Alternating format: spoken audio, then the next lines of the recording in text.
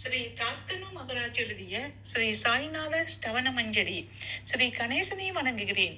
எல்லாவற்றுக்கும் ஆதாரமானவனே, மகிழேஸ்வரா, எல்லாவற்றுக்கும் சாட்சியாக விளங்குபவனே, கௌரியின் மகனே, ஓ எண்ணங்களுக்கு எட்டாதவனே, பெருத்த வயிறனே, ஸ்ரீ கணபதி என்னை காப்பாற்று.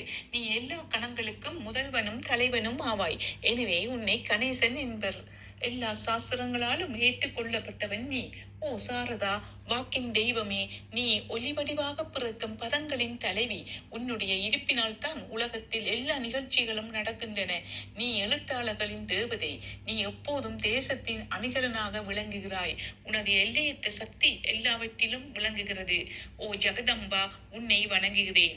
ஓ பூர்ண பிரம்மா, தெய்வீக தோட்டத்தின் மிக உயர்ந்த இறுதி நிலையில் உள்ளவனே, மகான்களுக்கு பிரியமானவனே, குணங்களோடு கூடிய உருவம் எடுத்தவனே, பண்டரி ராயா, கருணை கடலே, எல்லையற்ற கருணை உடையவனே, பாண்டுரங்கா, ஓ நரஹரி,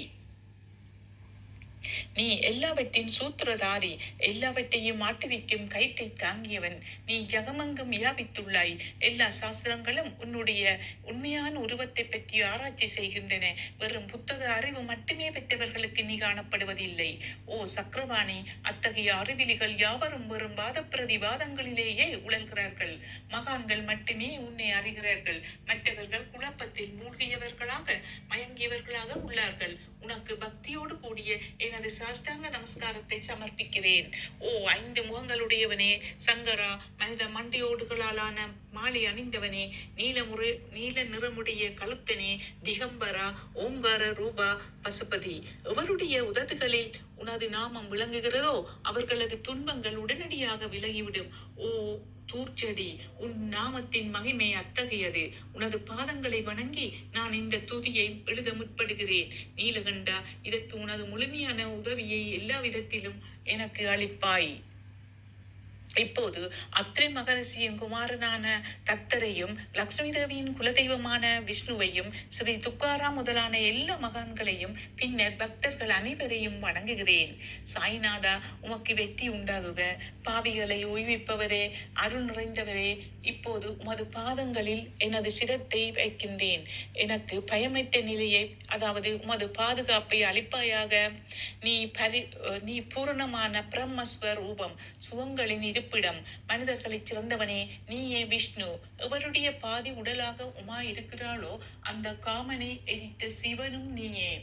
நீ மனித உருவெடுத்த பரமேஸ்வரன். நீ ஞானி, வானத்தின் கதிரவன்.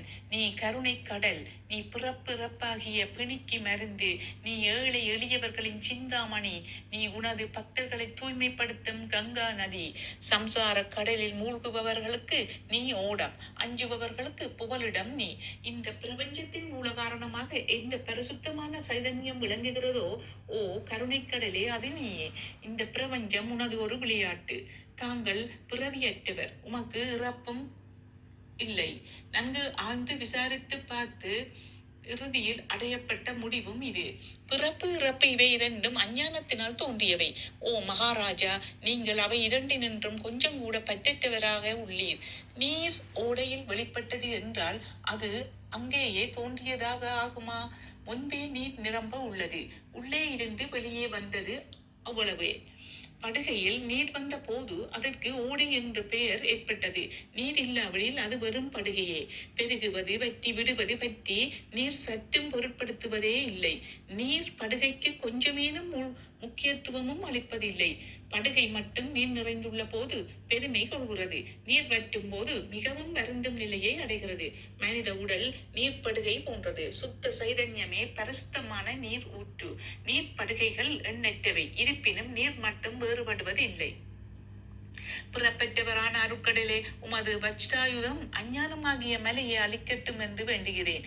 இத்தகைய எண்ணற்ற தோற்றங்கள் இதுவரை பூமியில் ஏற்பட்டுள்ளன, இப்போதும் இருந்து வருகின்றன, காலக்கிரமத்தில் இனிமேலும் ஏற்பட போகின்றன. அந்த ஒவ்வொரு தோற்றத்துக்கும் ஒரு தனிப்பெயரும் உருவமும் கிடைக்கிறது. அதன் மூலம் உலகத்தில் அவற்றை பிரித்தறிவார்கள். சைதன்யத்தை பொறுத்தவரை நான் நீ என்று கூறுவது பொருந்தாது. இருமை என்பதே எங்கும் இருப்பதற்கு இடமில்லையோ அதுவே உண்மையில் சைதன்யம் எனப்படுகிறது. மேலும் உண்மையில் சைதன்யம் பிரபஞ்சம் முழுவதையும் வியாபித்து உள்ளது. பின் நான் நீ என்ற பாவனை எவ்வாறு பொருந்தும்? மேகத்தில் இருந்து பிறக்கும் நீர் ஒரே தன்மையானது. பூமியின் மேல் இறங்கிய பிறகு அதற்கு பற்பல வேறுபாடுகள் ஏற்படுகின்றன. கோதாவரி நதிப்படுகையில் விழுந்த நீர் கோதாவரி என்று அழைக்கப்படுகிறது. கிணற்றில் விழுந்த நீருக்கு அத்தகைய மேன்மை இல்லை. மகான்களின் உருவமாகிய கோதாவரியில் உள்ள நீர் நீங்கள், நாங்கள் குளம், குட்டை, கிணறு போன்றவர்கள். நம்மிடையே உள்ள வேறுபாடு இதுவே. எங்களுடைய வாழ்வின் உண்மையான குறிக்கோளை அடைய நாங்கள் உங்களிடம் பெற வேண்டும். எப்போதும் கரங்கூப்பி தங்களை சரணடைய வேண்டும். ஏனெனில் நீங்கள் புனிதத்தின் உறைவிடம். கோதாவரி நதிக்கு பாத்திரத்தினால், அதாவது படுகையினால் புனிதம் ஏற்பட்டது. வெறும் நீரை மட்டுமே நோக்குவோம் ஆகில் அது எங்கும் ஒரே விதமானது.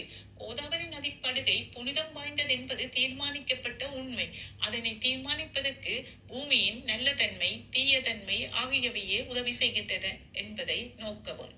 மேகத்தினின்று வந்த நீரின் புனிதத்தை எந்த பூமி பாகம் மாற்றவில்லையோ அந்த பாகத்தை சாசனம் அறிந்தவர்கள் கோதா என்று அழைத்தார்கள். மற்ற இடங்களில் விழுந்த நீர் அந்தந்த மண்ணின் குணத்தை ஏற்றுக்கொண்டது. தோற்றத்தின் போது இனிமையாயிருந்த நீர் அசுத்தமாகவும் கசப்பாகவும் உப்பாகவும் ஆயிற்று. அவ்வாறே ஓ குருநாதா, எந்த சரீரத்தில் 6 வைதிகளின் மாசு ஏற்படவில்லையோ அந்த புனிதமான சரீரத்துக்கு மகான் என்று பெயர் பொருந்தும். எனவே மேன்மையும் புனிதமும் பொருந்திய மகான்களை அந்த கோதாவரி என்றே கூறுகிறேன். எல்லா ஜுவர்களிலும் உங்களது தகுதி மிகச் சிறந்ததாக உள்ளது. எல்லா ஜீவர்களிலும் உங்களது தகுதி மிகச் சிறந்ததாக உள்ளது. பிரபஞ்சத்தின் ஆரம்ப காலத்தில் இருந்தே கோதாவரி ஏற்பட்டு உள்ளது. நீரும் முழுமையாக நிரம்பியுள்ளது. இன்று வரை அதுக்கு குறைவு ஏற்படவில்லை. ராவணனுடைய வைரி கோதாவரியின் கரைக்கு வந்த போது இருந்த அதே நீர் இன்று வரை எவ்வாறு இருக்கும் என்று பாருங்கள்.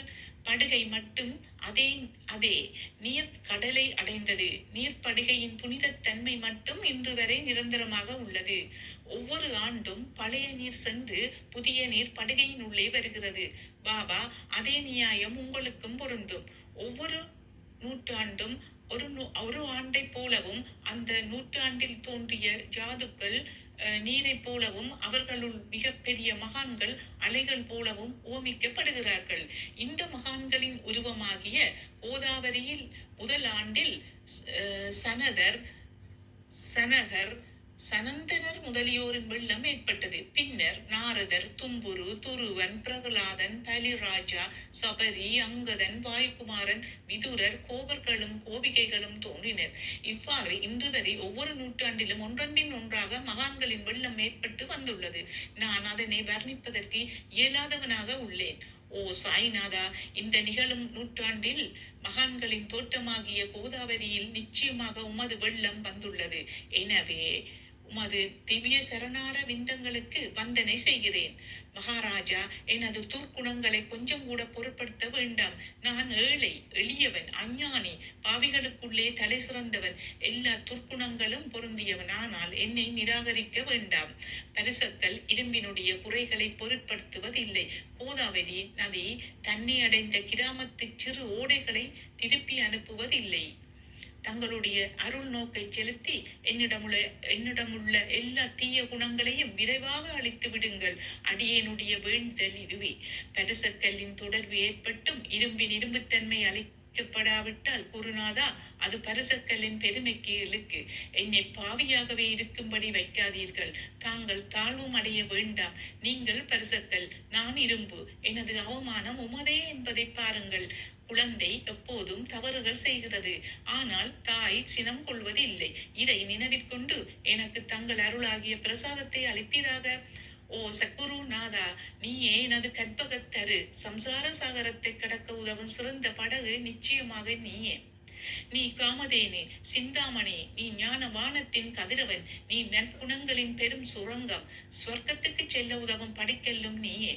ஓ புண்ணியங்களின் இருப்பிடமே, சுத்திகரிப்பவர்களில் சிறந்தவரே, சாந்த மூர்த்தியே, ஆனந்தத்தின் உறைவிடமே, பிரம்மஸ்வரூபனே, பரிபூரணனே, வேறுபாடு அற்றவனே, ஞான கடலே. ஓ ஞானத்தின் உருவமே, மனிதர்களில் சிறந்தவனே, பொறுமை, சாந்தி ஆகியவற்றின் உறைவிடமே, பக்தர்களின் இளைப்பாறும் இடமே, என்பால் மகிழ்வு நிறைந்த உன் அருள் நோக்கை செலுத்துவீராக. சக்குரு மச்சீந்திரரும் நீயே. மகாத்மா ஜாலந்தரரும் நீயே, நீயே நிவிருந்திநாதரும் ஞானேஸ்வரரும் ஆவாய்.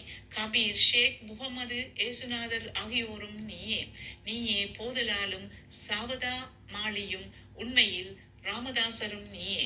சாய்நாதா நீயே, துக்காராம், சகாராம், மகாராஜும் மாணிக்க பிரபுவும் நீயே. உமது இந்த அவதாரம் உண்மையில் அறிய முடியாத விதமாக உள்ளது. தங்களுடைய ஜாதியை பற்றி எவரும் அறிந்து கொள்ளும்படி தாங்கள் விடவில்லை. சிலர் உங்களை முஸ்லிம் என்கின்றனர், சிலர் அந்தனர் என்கின்றனர். கிருஷ்ணனுக்கு சமமான லீலைகளை தாங்கள் செய்கிறீர்கள். ஸ்ரீ கிருஷ்ணனை பார்த்து ஜனங்கள் பலவிதமாக பேசினர். சிலர் ஜதுகுலத்து அரிய ஆபரணம் என்றனர், சிலர் இடையன் என்றனர். யசோதை மென்மையான குழந்தை என்றாள். கம்சன் மகாகாலன் என்றார். உத்தமர் அன்பு வடிவானவன் என்றார். அர்ஜுனன் பூர்ண ஞானி என்றான். அவ்வாறே குருநாதா தங்களை பற்றியும் தத்தமது மனத்தில் நிச்சயப்படுத்தியதற்கு தக்கபடி அவரவர்கள் அழைக்கின்றார்கள். மசூதி தங்களிடம் மசூதி தங்களது இருப்பிடம். உமது காதுகள் குத்தியிருக்கப்படவில்லை. உங்களது பாதியா சடக்கையும் பார்த்துவிட்டு தங்களை முஸ்லிம் என்று கூறுவது பொருத்தமாகவே உள்ளது. அவ்வாறே கருணை உருவான உமது அக்னி வழிபாட்டை பார்த்து நீங்கள் ஹிந்து தான் என்று எங்கள் மனதில் நிச்சயம் ஏற்பட்டது. ஆனால் வெளி விவகாரங்களில் உள்ள இத்தகைய வேறுபாடுகளை தர்க்கவாதிகளை விரும்புவார்கள். உண்மையான ஞானத்தில் ஆர்வமுள்ள பக்தர்கள் அவற்றுக்கு முக்கியத்துவம் அளிக்க மாட்டார்கள். நீங்கள் பிரம்மத்தின் நிலையில் விளங்குகிறீர்கள். தங்களுக்கு ஜாதியும் கோத்திரமும் இல்லை. நீர் எல்லோருக்கும் குருமூர்த்தியாயும் ஆதி காரணமாகவும் உள்ளீர். முஸ்லிம் இந்துக்களிடையே பகைமை ஏற்பட்டதால் அவர்களை ஒற்றுமைப்படுத்துவதற்காக மசூதி அக்னி இரண்டையும் ஏற்று பக்தர்களுக்கு தங்கள் லீலையை காட்டினீர்கள். தாங்கள் ஜாதி மதங்களுக்கு அப்பாற்பட்டவர். தாங்கள் பிரம்மமே. உண்மையில் தாங்கள் அதுவே, அதாவது தத்துவமசி. நீங்கள் உண்மையில் தர்க்கங்களுக்கு அப்பாற்பட்டவர். உங்கள் முன்னால் எவ்வளவோ தர்க்க விதர்க்கங்கள் நிகழ்ந்தன. அங்கே எனது சாதாரண மொழிகள் எப்படி ஏற்கப்படும்? ஆனால் உங்களை பார்க்கும் போது என்னால் மௌனமாக இருக்க முடியவில்லை. துதி செய்வதற்கு உலக வழக்கில் பதங்களே சாதனமாக உள்ளன. எனவே உங்கள் அருளாசியுடன் பதங்களால் என்னென்ன வர்ணனைகள் ஏற்படுகின்றனவோ அவற்றை எப்போதும் செய்வேன். மகான்களின் தகுதி கடவுளின் தகுதியை விட வேறுபட்டதும் மிக உயர்ந்ததும் ஆகும். சாதுக்களின் அருகில் எனது உனது என்ற வேறுபாடுகளுக்கு சிறிதேனும் இடமில்லை. கிரண்ய ஹசிபுவுக்கும் ராவணனுக்கும் கடவுளை வெறுத்ததன் மூலம் மரணம் ஏற்பட்டது. இத்தகைய சம்பவம் ஒன்று கூட மகான்களின் கரத்தால் நிகழவில்லை. அரசன் கோவிசந்தன் ஜாலந்தரரை சாண குவியலில் புதைத்தான். ஆனால் அந்த மகான் மனம் வருந்தவில்லை. மாறாக அந்த அரசனை சம்சார சுழலில் இருந்து விடுவித்து அமரனாக செய்து விட்டார். இத்தகைய மகான்களின் மேன்மையை எவ்வாறு வர்ணிப்பேன்? மகான்கள் சூரியனை போன்றவர்கள். அவர்களின் கருணை ஒளிமயமானது. மகான்கள் சுகந்தரும் சந்திரனை போன்றவர்கள். அவர்களது அருள் சந்திரனுடைய ஒளி போன்றது. மகான்கள் இதமளிக்கும் கஸ்தூரி போன்றவர்கள். அவர்களது அருள் அதன் நறுமணம் போன்றது. மகான்கள் ரசம் நிரம்பிய கரும்பு போன்றவர்கள். அவர்களது அருள் அந்த ரசத்தின் இன்சுவை போன்றது. மகான்கள் நல்லவரிடமும் தீயவரிடமும் ஒரே விதமாக நடந்து கொள்கிறார்கள். மாறாக பாவிகளிடமே எல்லையற்ற அன்புள்ளவர்களாக உள்ளார்கள். கோதாவரி நதியின் நீரில் அழுக்கடைந்த துணிகளை துவைக்கப்படுவதற்காக வருகின்றன. சுத்தமானவை கோதாவரி நின்று வெகு தொலையில் பெட்டியிலேயே தங்குகின்றன. பெட்டியில் வைக்கப்பட்டிருந்த அந்த துணியும் ஒரு முறை கோதாவரியின் படுகையில் நன்றாக துவைப்பதற்காக வந்தது. இந்த உவமையில் பெட்டிதான் வைகுண்டம், நீங்களே கோதாவரி, நம்பிக்கையே படித்துறை, ஜீவாத்மாக்களே துணிகள், 6 வித விகாரங்களே அவைகளை பற்றியுள்ள அழுக்கு. தங்களது பாதார விந்தங்களை தரிசிப்பதே கோதாவரி ஸ்நானம் ஆகும். எல்லா அழுக்குகளையும் போக்கி சுத்தப்படுத்துவதே தாங்கள் மிகுந்த சாமர்த்தியசாலி. எல்லா அழுக்குகளையும் போக்கி சுத்தப்படுத்துவதில் தாங்கள் மிகுந்த சாமர்த்தியசாலி. சம்சாரத்தில் உழலும் ஜனங்களாகிய நாங்கள் மேலும் மேலும் அழுக்கு படிந்தவர்களாக உள்ளோம். எனவே மகான்களின் தரிசனம் பெறுவதற்கு உரிமை பெற்றவர்கள் நாங்கள். கோதாவரி நதியில் நீர் நிரம்பி உள்ளது. படித்துறையில் துவைப்பதற்காக அழுக்கு துணிகள் உள்ளன. அவை அப்படியே துவைக்கப்படாமல் கிடந்தால் அது உண்மையில் கோதாவரிக்கு இழுக்கு ஆகும். நீங்கள் அடர்ந்த நிழலும் குளிர்ச்சியும் தரும் சிறந்த மரம். நாங்கள் உண்மையில் பாதசாரிகள். கதிரவன் தாபத்திரயங்களாகிய வெயிலால் எங்களை சுட்டெரிக்கின்றான். அவனுடைய தாபத்திலிருந்து கருணை கூர்த்து, ஓ குருநாதா, எங்களை காப்பாற்றும். தங்கள் நல்லருளில் குளிர் நிழல் இவ்வுலகிற்கு அப்பாற்பட்ட தன்மை உடையது. மரத்தின் அடியில் அமர்ந்ததும் ஒருவன் மேலிருந்து வெயிலை உணர்வானாகில் அந்த மரத்தை எவர் நிழல் தரும் மரம் என்று கூறுவர்? உமது அருளின்றி உலகில் நன்மை என்பது ஏற்படுவது இல்லை. தர்மத்தை நிலைநிறுத்துவதற்காக சேஷசாயி அர்ஜுனனுக்கு நண்பன் ஆனான். விபீஷணன் சுக்ரீவனுடைய அருளினாலேயே அரசன் ஸ்ரீராமனின் அருகாமையை அடைந்தான். மகான்களின் மூலமாகத்தான் ஸ்ரீஹரி மேன்மையை அடைந்தார். எந்த பிரம்மத்தை பற்றி வேதங்களில் கூட வர்ணிக்கப்படவில்லையோ அத்தகைய பிரம்மத்தை உலகத்தில் சவுனமாக செய்து வெட்கப்பட வைத்தார்கள் மகான்கள். தாமாஜி என்ற பக்தர் வைகுண்டபதியும் ருக்மணி வரனுமாகிய இறைவனை ஒரு மகார் தாழ்ந்த குலத்தவன் ஆக உருவெடுக்கும்படி செய்தார். சோகாமேளா என்ற பக்தர் ஜெகதாம்பா ஆன இறைவனை தமது எருமைகளின் சவத்தை எடுக்கும்படி செய்தார். மகான்களின் பெருமையை உணர்ந்த ஜெகத் ஜீவனாகிய இறைவன் அவர்களுக்காக தண்ணீரும் சுமந்தார். உண்மையில் மகான்கள் சச்சிதானந்த பிரபுவாகிய இறைவனின் எஜமானர்களாவார்கள். இப்போது அதிகம் சொல்வதற்கு எனக்கு வரவில்லை. நீயே எங்களுடைய தாயும் தந்தையும். ஓ சக்குருநாதா, சீரடி கிராமத்தில் வசிப்பவரே, பாபா, உமது லீலைகளின் உண்மையான பொருளை எவரும் அறியவில்லை. அவ்வாறு இருக்க எனது வெற்று வார்த்தைகள் எவ்வாறு அவற்றை விளக்க முடியும்? சொல்லுங்கள். ஜீவன்களுக்கு உய்வளிக்கும் பொருட்டு தாங்கள் சீரடிக்கு வந்தீர்கள். அகல்களில் நீர் ஊட்டி விளக்கேற்றி நீங்கள் எரிய வைத்தீர்கள். 7 சான் நீளமுள்ள குறுகிய மரப்பலகையை நீங்கள் படுத்துக்கொள்ளும் கட்டிலாக்கி உங்கள் யோக சாமர்த்தியத்தின் சக்தியை பக்தர்களுக்கு காட்டினீர்கள். அநேக பெண்மணிகளின் மலட்டு தன்மையை நீக்கி அருளினீர்கள். எத்தனையோ வியாதிகளை உதியின் மூலம் குணப்படுத்தினீர்கள். இவ்வுலக சம்பந்தமான துன்பங்களை நீக்குவது உமக்கு ஒரு பொருட்டே அன்று. யானை ஒன்று எறும்பை ஒரு சுமையாக எவ்வாறு கருதும்? இப்போது குருநாதா, இந்த எளியவன் பால் கருணை காட்டுவீராக. நான் உமது பாதங்களை அண்டியுள்ளேன். என்னை திருப்பி அனுப்பி விடாதீர்கள். நீர் அரசர்க்கெல்லாம் அரசர், குபேரனுக்கும் குபேரர், வைத்தியர்களுக்கெல்லாம் வைத்தியர். உங்களை விட சிறந்தவர் எவரும் இல்ல. மற்ற தெய்வங்களை பூசிப்பதற்கு அதற்கு தகுந்த சிறப்பு உபகரணங்கள் உள்ளன. ஆனால் உம்மை பூஜிப்பதற்கு உலகில் பொருட்களே இல்லை. சூரியனுடைய இல்லத்தில் தீபாவளி பண்டிகை வந்ததென்றால் எப்பேற்பட்ட பொருட்களை கொண்டு அதை கொண்டாடுவோம்?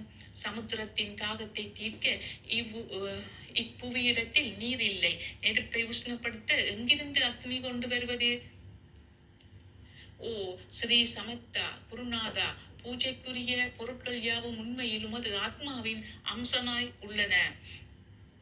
மேற்கூறப்பட்டவை எல்லாம் தத்துவ திருஷ்டியால் கூறப்பட்ட பேச்சுக்களை அன்றி என் மனதில் அனுபவத்தால் ஏற்பட்டவை அன்று. அனுபவம் இன்றி கூறப்படும் பதஜாலங்கள் வீணே ஆகும். போகட்டும். உலக வழக்கில் உள்ளபடி உமக்கு நான் பூஜை செய்யலாம் என்றால் அதனை செய்வதற்கு தேவையான திறமை எனக்கு இல்லை. எனது குருநாதா, பலவித கற்பனைகள் செய்து உமக்கு பூஜை செய்கிறேன். அருள் மிகுந்தவரே, அடியேனுடைய அத்தகைய பூஜையை ஏற்றுக்கொள்வீராக. இப்போது அன்பு கண்ணீரால் உமது பாதங்களை கழுவுகிறேன். உண்மையான பக்தியாகிய சந்தனத்தை அரைத்து உமக்கு பூசுகிறேன். எனது அழகிய பதங்களாகிய இந்த கவனியை உமக்கு அணிவிக்கிறேன். பிரேமை என்ற மலராகிய மாலையை உமது கழுத்தில் அணிவிக்கின்றேன். எனது துர்க்குணங்களாகிய தூபத்தை உமக்கு முன்பு எரிய விடுகிறேன். அது மிக தீய பொருளாயினும் அதனின்று தீய வாசனை எழுவதில்லை. சத்குருவுக்கு முன்பு அன்றி வேறு எங்கெங்கு தூவம் எரியவிடப்படுகிறதோ அங்கெல்லாம் தூவ பொருளுக்கு ஏற்படும் நிலை வருமாறு தூவ திரவியத்துக்கு அக்னியின் ஸ்பர்சம் ஏற்பட்ட மாத்திரத்தில் அதனது நறுமணம் என்ற நல்ல குணம் அதனை விட்டு விட்டு சென்று விடுகிறது. உமக்கு எதிரே இதற்கு மாறாக நிகழ்கிறது. தீய தன்மைகள் அக்கினியில் எரிந்து விடுகின்றன. உலகம் பார்த்து மகிழும்படி சத்குணம் எவ்வித குறைவின்றி தங்கிவிடுகிறது. மனதினுடைய தீய குணங்கள் யாவும் எரிந்த பின் மனம் மாசற்றதாகிறது. கங்கையில் உள்ள மாசுகள் நீங்கியவுடன் அவள் இயல்பாகவே புனிதமடைகிறாள். மாயை மோகம் என்ற தீபத்தை உனக்கு சுட்டுகிறேன். அதன் மூலம் எனக்கு வைராக்கியம் என்ற ஒளி கிடைக்கும். உனக்கு அமருவதற்கு சுத்தமான நம்பிக்கை என்ற சிம்மாசனத்தை அளிக்கின்றேன். அதனை தாங்கள் ஏற்று பக்தி என்ற நைவேத்தியத்தையும் ஏற்றுக் கொள்வாயாக. பக்தி நைவேத்தியத்தை நீ உண்டுவிட்டு அதனது ரசத்தை எனக்கு கொடு. ஏனெனில் நான் உனது பச்சிளங்குழந்தை. உனது பாலில் எனக்கு உரிமையுண்டு. எனது மனதை உமக்கு தட்சணியாக அர்ப்பணிக்கிறேன். அதனால் கர்த்தத்துவம் என்பது எந்த விதத்திலும் என்னிடம் இருக்காது. இப்போது பிரார்த்தனையோடு உனக்கு சாஷ்டாங்க நமஸ்காரம் செய்கிறேன். புண்ணிய ஸ்லோகா சாயிநாதா, அதனை தாங்கள் ஏற்றுக்கொள்வீராக. சாந்தமான மனமுடையவரே, சிறந்த அறிவுடையவரே, சாய்நாதா, அருள் நிறைந்தவரே, கருணை கடலே, சத்திய ஸ்வரூபமானவரே, மாயையாகிய இருளை அளிப்பவரே, ஜாதி மதங்களுக்கு அப்பாற்பட்டவரே, சாதனையின் முடிவை அடைந்தவரே, எண்ணங்களுக்கு அப்பாற்பட்டவரே, கருணைக்கு உறைவிடமே, சீரடி சிராமத்தில் உறைபவரே, ஓ சாய்நாதா, என்னை காப்பாற்றும், என்னை காப்பாற்றும். ஞானமாகிய கதிரவனே, ஞானத்தை அளிப்பவரே, எல்லாவித நன்மைகளையும் செய்பவரே, பக்தர்களின் இதயத்தில் உலவும் அன்னமே, உமது பாதங்களை அடைந்தவரே, காப்பவரே, சிருஷ்டி செய்யும் பிரம்மா நீ. காக்கும் தெய்வமான லக்ஷ்மியின் கணவர் விஷ்ணுவின் நீயே. உண்மையில் மூவுலகங்களையும் லயமடைய செய்யும் ருத்ரனும் நீயே. நீர் இல்லாத இடம் இவ்வுலகத்தில் எங்கும் இல்லை. சாய்நாதா, நீர் எல்லாம் அறிபவர், எல்லோர் இதயத்திலும் உறைபவர்.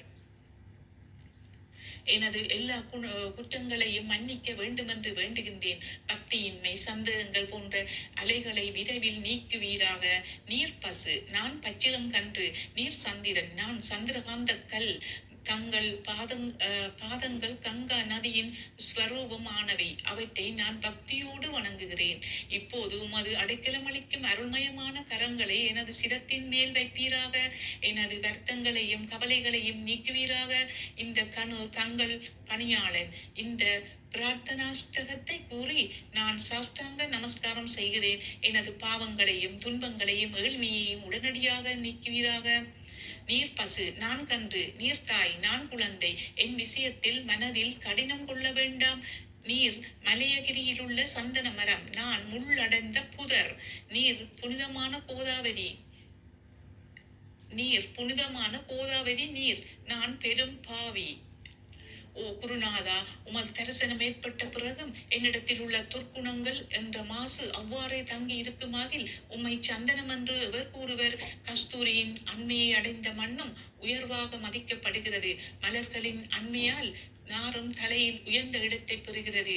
மகான்களின் தன்மையும் இத்தகையதே.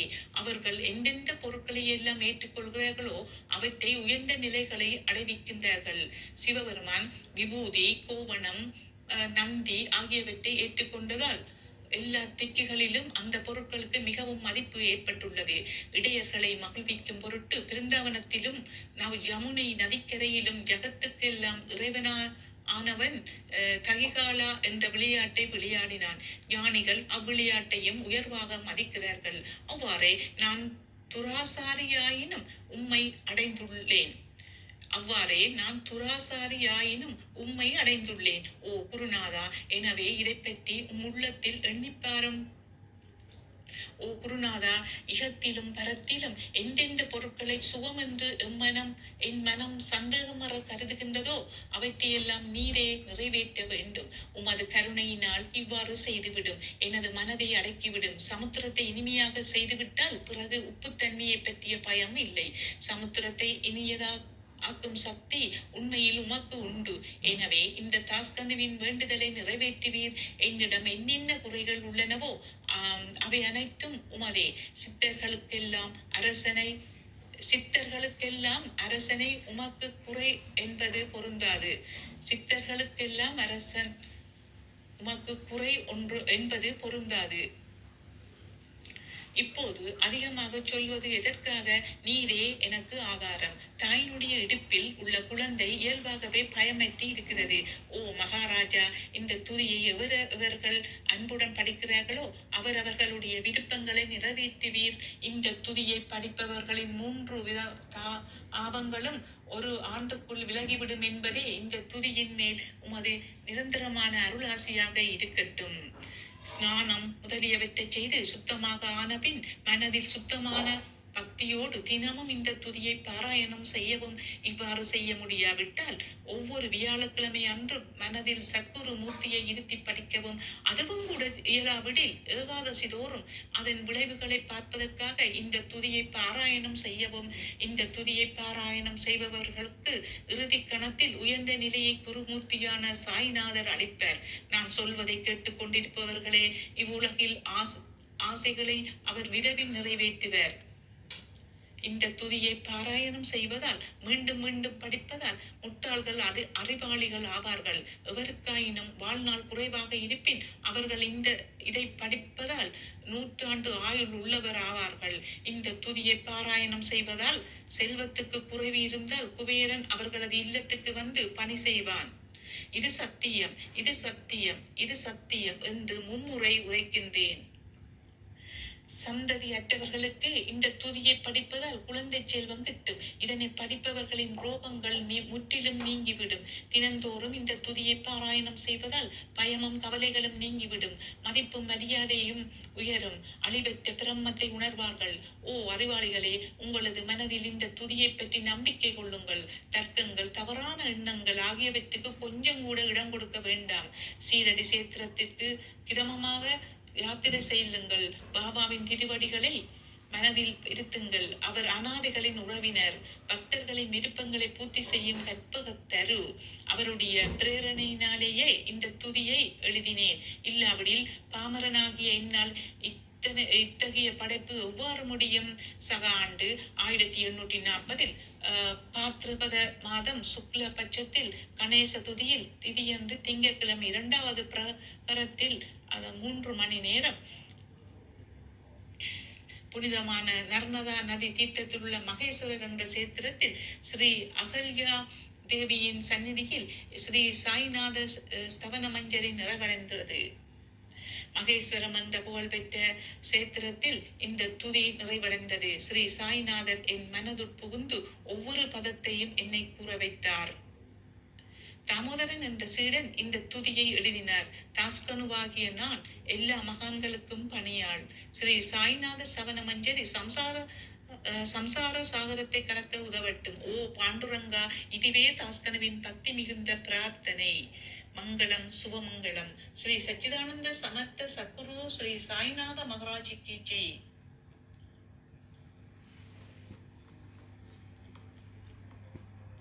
ஓம் ஸ்ரீ சாய்நாதாய நம. இந்த துதிமாலை சாய்பாபா சீரடியில் வாழ்ந்த போதே 1818 ஆண்டு செப்டம்பர் 9 எழுதி முடிக்கப்பட்டது. இதற்கு பின் 37 தினங்களில் அக்டோபர் 15 செவ்வாய்க்கிழமை அன்று பாபா உடலை நீத்தார்.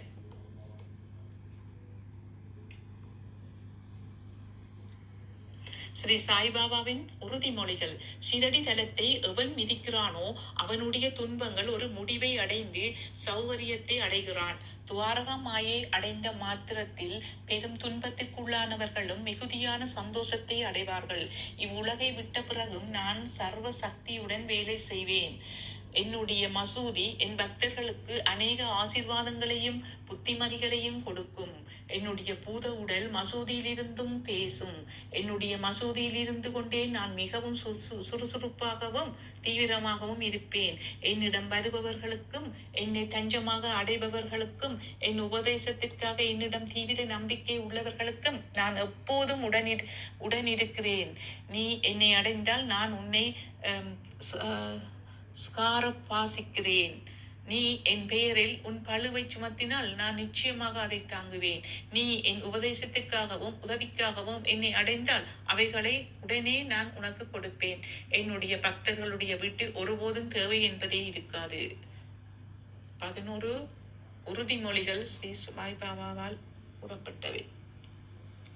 ஓம் ஸ்ரீ சாய்ராம்.